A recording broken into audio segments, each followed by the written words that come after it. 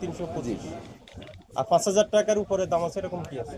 5000 টাকার কি আছে দেখো তো আসলে এরকম মানে কিছু নাই।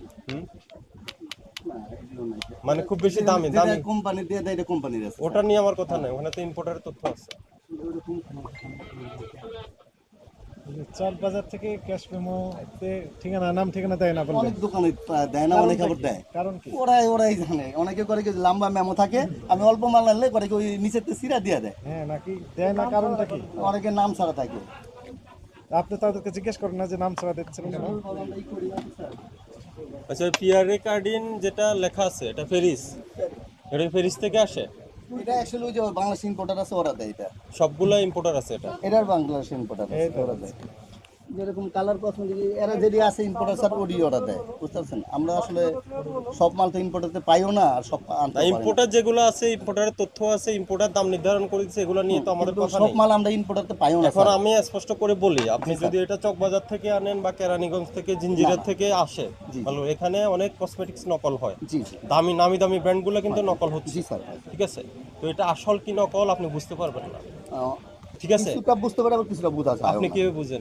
না, তাহলে বুঝে সুঝে কিনে না না বুঝে শুনে আপনি নিয়ে যারা আসেন। অনেকটা আছে যে বলতেছিলাম স্যার, ওই যে অনেকে একেবারে যেটা খারাপ, ওটা তো আমরা অনেকদিন ধরে ব্যবসা করি, বুঝতে পারি যে আসলে এই বোর্ড একটা মানে নিশ্চয়ই খারাপ, ওটা যতটা চেষ্টা করি আনি না। আর যেগুলা যারা ইম্পোর্টার রয়েছে, যারা বিদেশ থেকে ইম্পোর্ট করে, তারা কেমিক্যাল অ্যানালাইসিস কাস্টমসে দিতে হয়।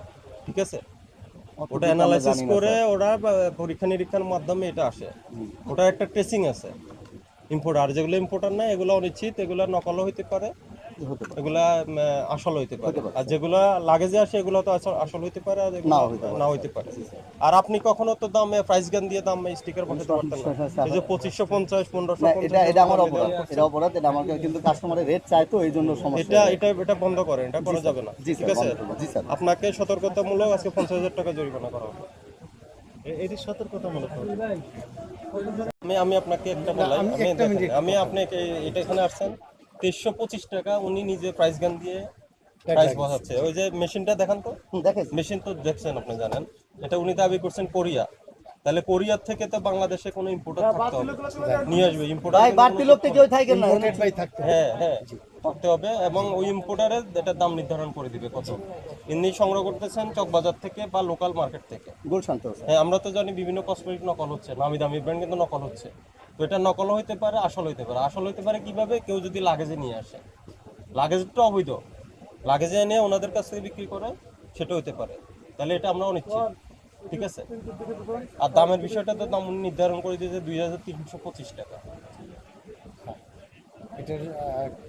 এটা তো এক ধরনের প্রতারণা হলো না? জি, আমি আপনার সাথে আমি যেটা বলতে চাচ্ছি, এই বিষয়ের সাথে আমি একমত।